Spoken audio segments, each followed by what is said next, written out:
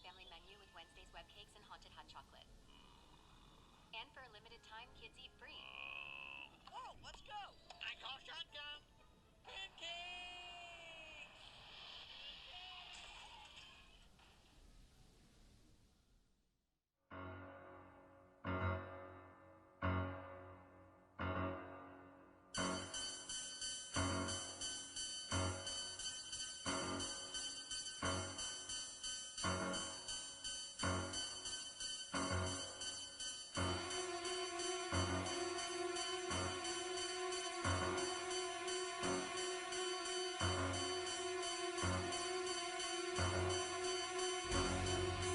Oh, hey, Mike! Hey, come here, sit down. Great part coming up.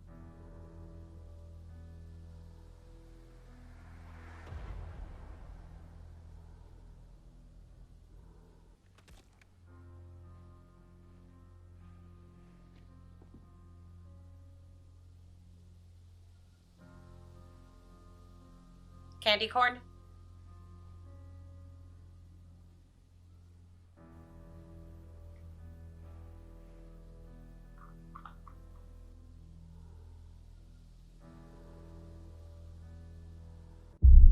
Testing 1, 2, 3.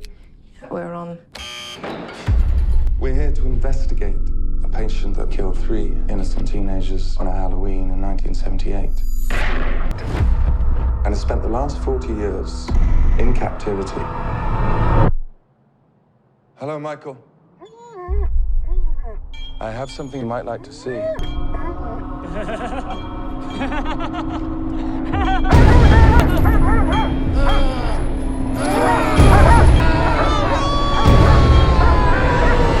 Happy Halloween, boils and ghouls. It is the most wonderful day of the year. It's the day that we horror fans have been looking forward to all year long, although let's be honest, we do celebrate Halloween all year. I mean, it's not just one day of the month for us, right? Exactly.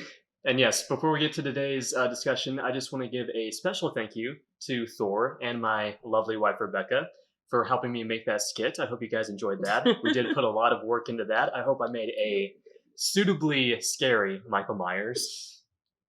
Actually, I'm not gonna lie. Wearing that was just fun to do. Wearing that Michael Myers suit for hours on end was kind of exhausting, and I feel for all the stuntmen who have had to wear that outfit throughout the course of this franchise. Don't start with that. You loved it. You loved every second of it. I love that costume so much that I sleep with it at night. Not like that. It's a little creepy. But yes, so Thor, welcome back again. And quick question before we get to the review. How have you been enjoying the month of October?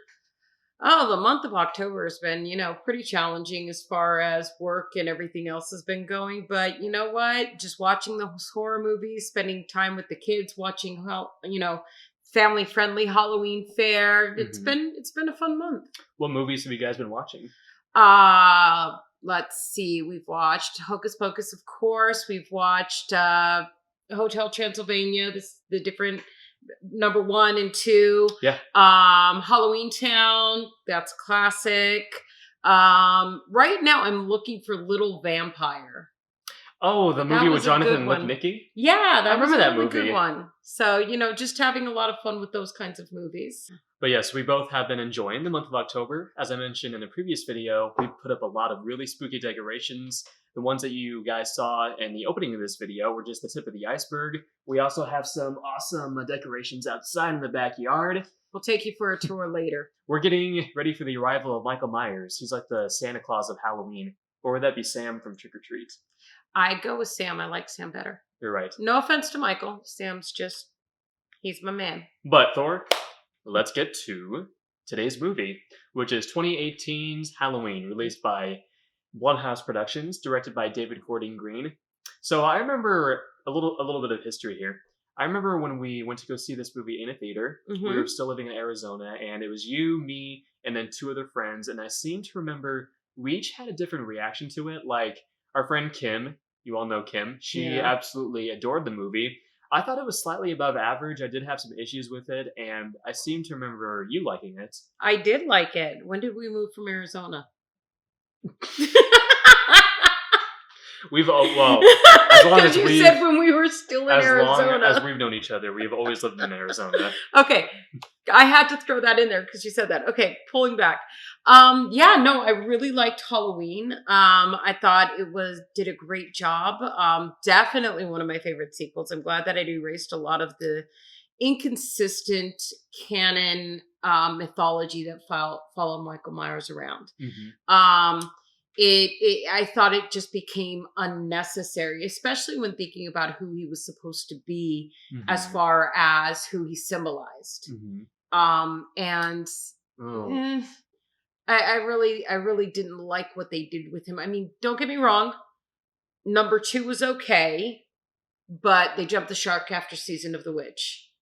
Some of the later sequels in the series became ridiculous. Don't get me wrong, I love seeing Buster Rhymes in Halloween, okay. but I'm going to kick you out of this discussion I if you bring up Halloween Resurrection.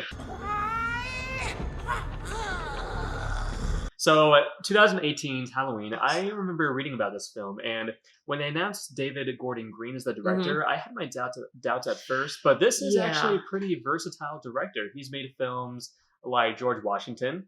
That was one of his first films as a director, and he also made a dramatic film a couple of years ago called Stronger with Jake Gyllenhaal. I mean, he also made some of those wacky, goofy comedies like Pineapple Express. I really think with this movie, him being a director of a drama, because if you take a look at the way this is shot, it's shot more like a drama than it is shot like a horror movie. He doesn't necessarily use shadows and suspense and light necessarily the way that I expected a horror movie to. Right. Not saying he did a bad job. I thought he actually did a really good job. But it wasn't the exact way you would expect a horror movie to use those elements. And actually, I remember reading about some of the complaints regarding this movie, and that actually was one of them, that this wasn't shot like a horror movie. This was shot like an indie drama in many respects. But honestly, I thought that added to it. Given the central premise, I actually thought that it added a lot of much needed depth and drama to the proceedings. I really liked that instead of focusing on, and don't get me wrong, he did focus on the killer. But instead of focusing on this larger than life mythology behind him, what he did was he focused on the personal journey that would happen to somebody who went through something this horrific.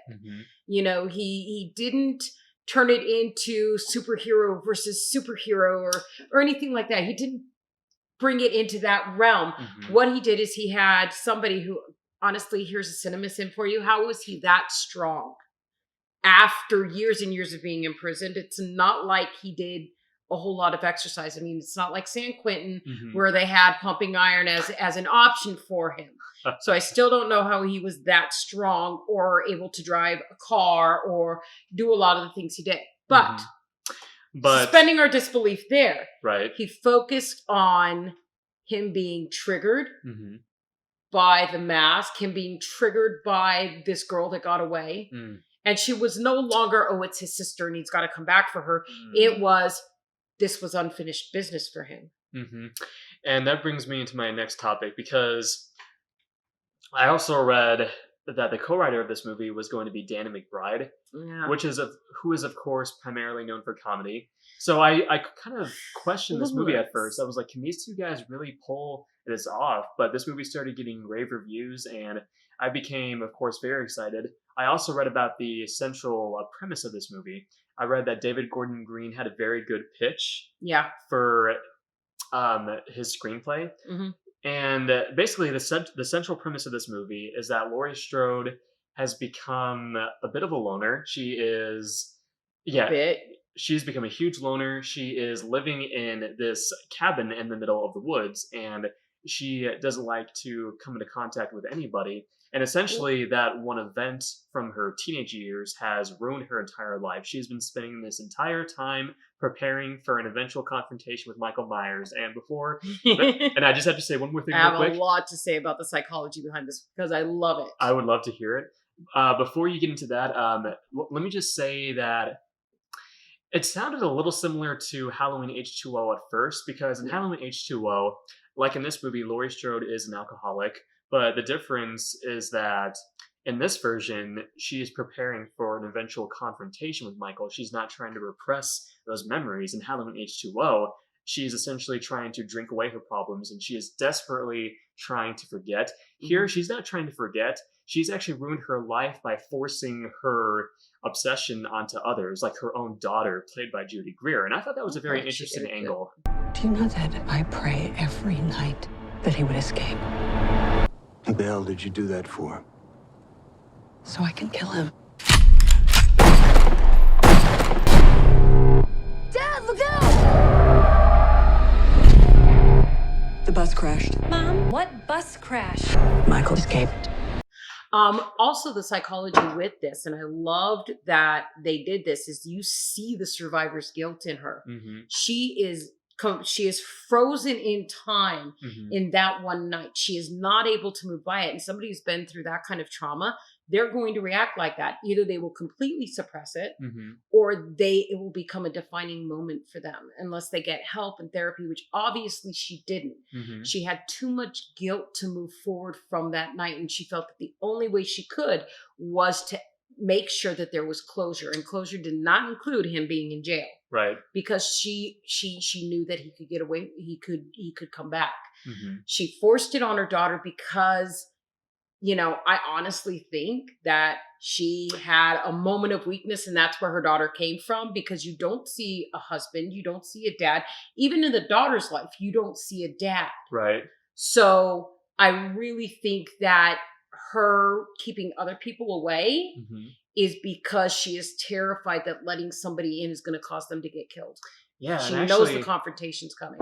One of my favorite sequences in this movie takes place inside that restaurant where Laurie has been invited to meet the boyfriend of her granddaughter, and Judy Greer is there waiting for her. Her goofy husband is there waiting honestly, for her. He was such an idiot. I knew he wasn't going to survive. He got peanut butter on his penis.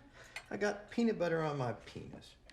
You don't say a joke like that in a horror movie and make it out alive, dude. No, Come on. You really don't. But the reason why I love this sequence so much is because Jamie Lee Curtis delivers a powerhouse performance throughout the entire movie. But here in particular, Laurie Strode shows up completely grief-stricken. She is on the verge of tears.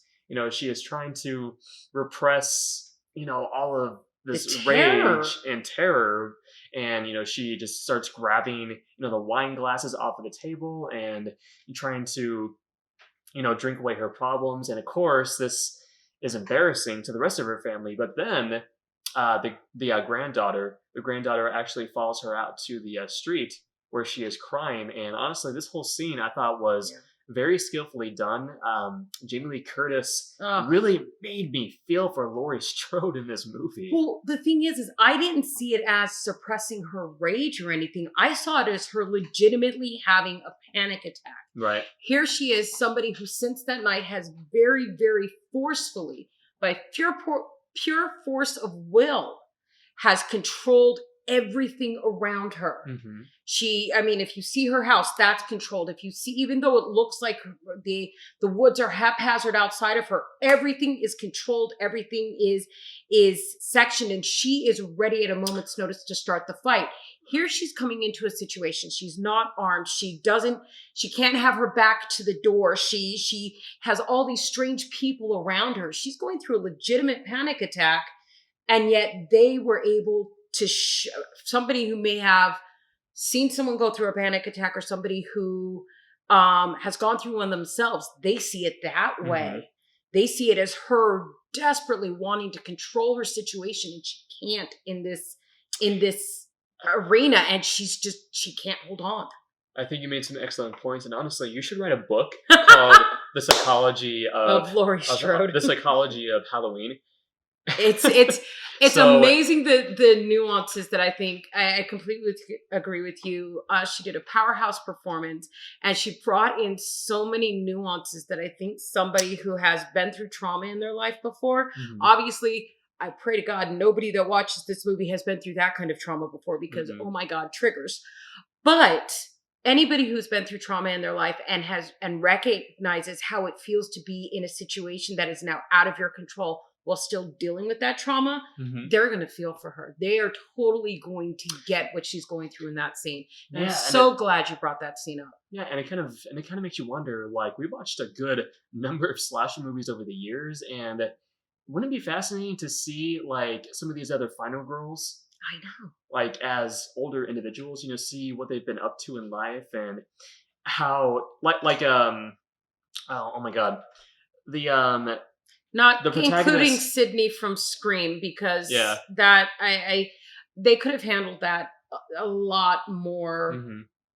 They stuck to the formula instead of breaking away from it. This one Mhm. broke away from it. So anyway, So but yes, go ahead.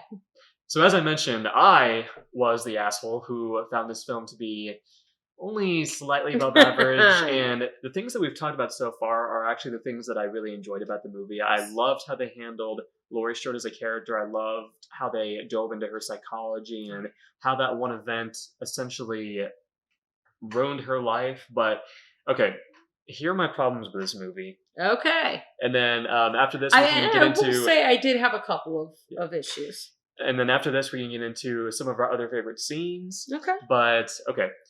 So, to me, I kind of compare 2018's Halloween to The Force Awakens. Now, here's the thing. I actually do like The Force Awakens, but this movie, I'd have to say it's a little bit too familiar, as far as the overall narrative. Like, I think they could have taken a few more risks. They could have changed things up a little bit more. Like, it delivered things that fans of the Halloween series would identify with, and they would be comfortable with, certain story elements that you usually see in these types of movies. Mm-hmm. My biggest complaint about this movie, the fucking teenagers. My god, every cookie cutter teenage douchebag imaginable is in this movie. Yeah. Excluding the granddaughter, you have the one dope No, who just I would wants. say Hold on. Okay, go ahead. Excluding the granddaughter, you have the one dope who, just wants to smoke marijuana and act like a jerk. You have the dickhole boyfriend who throws the granddaughter's cell phone into a bowl of pudding. And then you have the blonde girl who, stuck babysitting this younger child, which, by the way, the young kid in this movie is hilarious. Oh, yeah. Like, he was a scene stealer. If I love you. I heard you telling your friends to come over here and you're going to smoke some weed. No. Yeah, so I had that problem with it. And honestly, the kills overall, apart from a couple of exceptions, I thought the kills were kind of standard Basic. in this movie. Like, early on, he goes to the gas station and he kills the two podcasters. Nothing really spectacular there. And then you have probably the best scene in the movie where it's the tracking shot. Oh, the where tracking he shot. wanders in and out of multiple houses. He grabs a butcher knife. He passes a crying baby. Which, by the way, that part. Yeah. Oh my gosh. So both Kim and I, as you guys know, if you've watched any of our other videos, both Kim and I are mothers. Yeah. And when he was when we heard the baby start crying and he was turning and walking down that hallway, both Kim and I are in the movie going, no, you better not. Oh God, you better not. I can't watch this. We were so nervous about that. He killed that little boy. Exactly. In the movie. So wait a minute. You're okay with him killing a little boy? No. How could you? No. Not okay with me killing anybody. Because, at the same time, that was quick. You knew what was going to happen, but it was very, very quick. Mm-hmm. With the baby being a part of the tracking shot, realized the kid was probably 12, 13 years old. Mm-hmm. That is a terrible loss. And I don't know how comfortable I am with more and more horror movies being okay with showing kids being killed in this way. Well, this certainly... I'm sure the child actors are having a blast doing it. But at the same time, an infant is a different level. Well, this this movie certainly does join the list of horror films that weren't afraid to kill off child characters. I mean, even in its own series, Halloween 3 had that sequence where the little boy is devoured by snakes and bugs. But anyway, so the one standout kill in this movie was when he stepped on the psychologist's head and squished it like a pumpkin. I thought that was very cool. I thought that was actually pretty cool. And well-deserved. Honestly, you were okay with the guy dying. And I think that was one of the twists that came into the movie that had a lot of people going, wait, what? This isn't the typical. That twist has been... That twist has I mean, it was been... foreshadowed like crazy. I mean, sorry, it was. If you weren't paying attention, then yeah, you didn't see it. But from what I understand, that twist is actually pretty unpopular with Halloween fans, and I can sort of see why. It does kind of...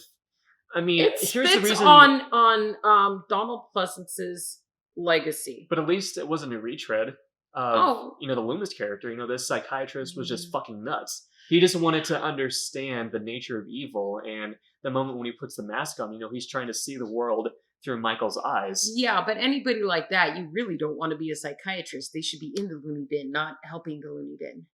Yeah, he was a part of the loony bin. And I'm sorry, but I like Donald Pleasance. I thought he was a good actor, and from what I understand, an amazing person.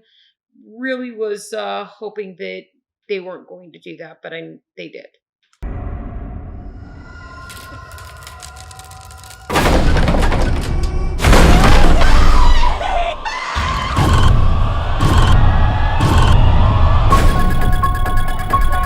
He's waited for this night. He's waited for me. I've waited for him. Get out of the room! Get inside! I'm not going to say that it was like a straight up remake of the original film. It does approach the character of Laurie from a different angle, but if nothing else, there was just too much familiarity in this movie. Just things I've seen a million times before, and for the next two sequels, Halloween Kills and Halloween Ends, I hope they take a few more risks, with the narrative. I heard they're actually bringing back the Tommy character, the little boy from the first movie. I think that's who Anthony Michael Hall is playing in Halloween Kills. Anthony Michael Hall. So I want to say a couple more positives about this movie. Okay. And one thing I have to point out is John Carpenter's totally original score for this movie. Particularly the track called The Shape Chases Allison.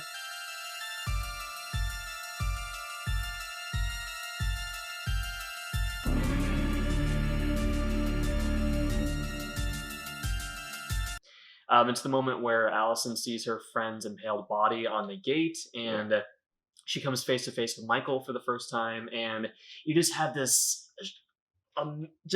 this awesome electric guitar sound. I actually saw a behind the scenes video, and the way they did that was they had an electric guitar. They took a violin staff or a violin bow or whatever, and they just ran it across the electric guitar strings, and that's how they got that sound. And that's a cool sound. John Carpenter, didn't half-ass it. He didn't just, put some of his greatest hits into the movie. He actually composed some original themes, and God bless him for it, because I love the music in this movie. And one more positive. Okay. And then I want to ask you what some of your favorite bits were. Okay. Well, first off, the conclusion where... essentially you have Laurie and her family inside the cabin, and Laurie has pretty much turned her cabin into this trap for Michael. I love the moment, and I think you know what I'm going to say, where Judy Greer, who throughout much of the movie has been one of my favorite moments, in denial about Michael Myers. She even goes so far as to wear a Christmas sweater because she wants to skip Halloween entirely. But there's this great moment where she's in the basement, and, she's sobbing. She's calling out to Laurie, I can't do this by myself. And Michael appears at the top of the steps, and then she completely changes face and says, gotcha. Shoots him. Tricked Michael Myers.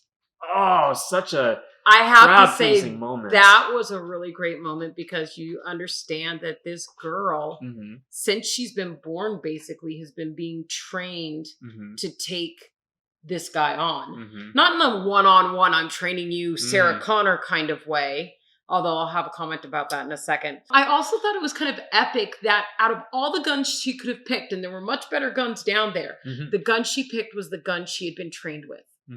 The one with her initials on it.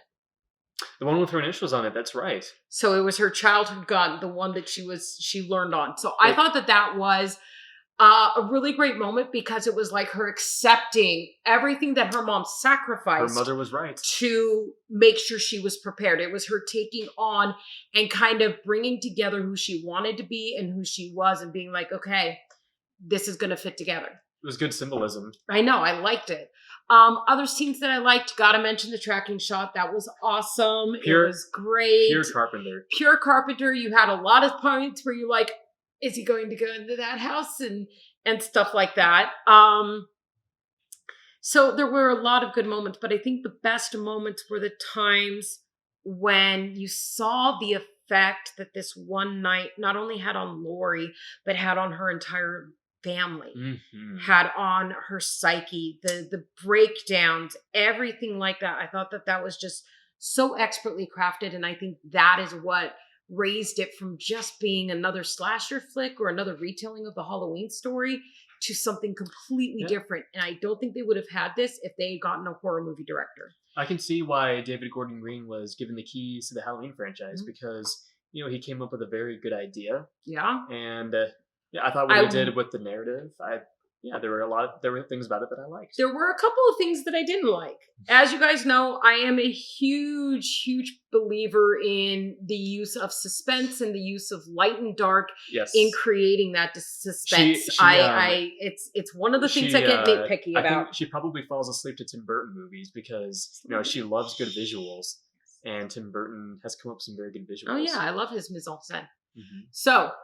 The things that I didn't like about this story, I thought the cheesiest, dumbest kill was the backyard and the motion sensor going off and on and off and on. And it was like a really stupid game of red light, green light.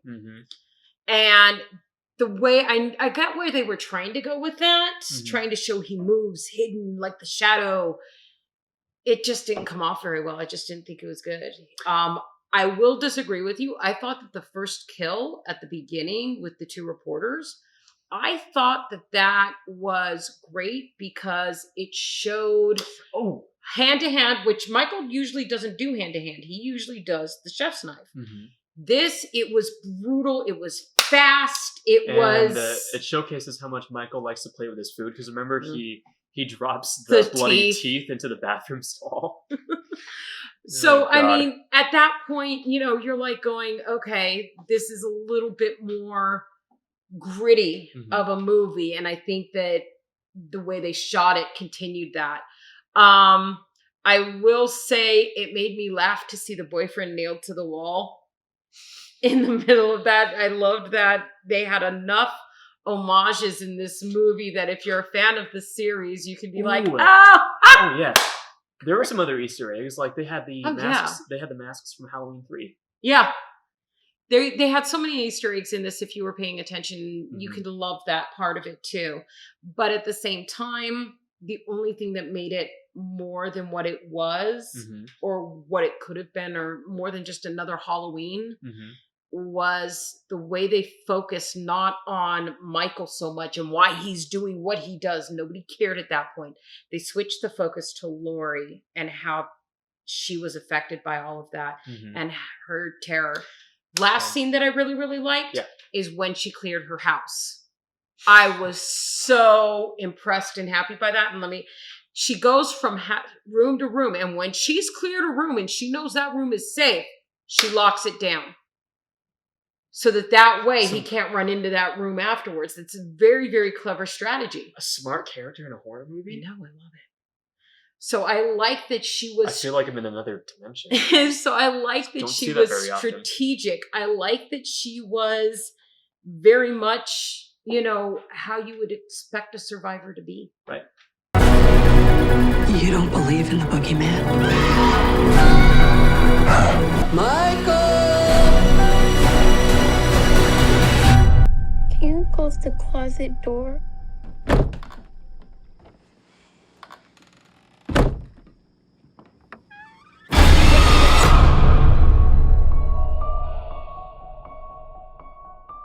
Okay, so those were the things that you liked about the movie, and fair enough. You made a lot of really good points, and guys, Halloween is my favorite horror franchise of all time. I know some people like A Nightmare on Elm Street, others gravitate towards Friday the 13th, but I've always been a big Halloween guy. I dig the hell out of Halloween. Not just the movies, the season itself. And it felt good to see a decent sequel again. Yeah. Among the movies that I like in this movie, I would say it's probably the best sequel. I would label it as such. Oh, yeah. Now that David Gordon Green has dipped his toe in the water, I think he'll deliver something really spectacular the next time around, and I can't wait to see what he does. Absolutely. I'm looking forward to seeing Halloween Kills, and I'm looking forward to actually learning more about how this not only affects Lori, because obviously she was right, but also to see how this affects her relationship with her daughter, her granddaughter. And I really, really hope that they keep that central story of how these women interact at the heart of it. Yeah. It kills me that we won't be able to watch the movie until next year. Damn you, COVID! But yes, guys, I really hope that you are enjoying your Halloween. And, even if trick-or-treating is canceled this year, buy yourself a shit ton of candy, Throw it at people. Don't hold back. Throw it at people. Throw it at them. Just go Get one all of out. those grabby arms and just, there's zip line. That's what we're going to do. I'm probably going to bathe in Reese's Cups tonight. I'm just going to pour a bunch of Reese's Cups into my bathtub, and I'm going to bathe myself with Why them. would you do that? I love Reese's. Okay, that's why you eat them, but you don't want to wipe them I want them Ew, all no. over my body. I'm sorry for that. That's a waste. I'm sorry that for is that a image. waste. But yes, guys, thank you so much for joining us in our discussion of 2018's Halloween. Again, I hope you guys are enjoying the month of October. If you guys would like to comment your thoughts on this movie, please leave them down below. And if you liked what you saw, please subscribe to our channel, Tales from the Creepshow Crypt. Is that what we're called? No. I guess. Please subscribe to our channel, Round the Clock Frights. And Thor, what do you say we go buy some more candy? I'm always up for more candy. Let's do it. Just as long as it's not candy corn. Fuck you. Bye, guys. Later. Chocolate is #1.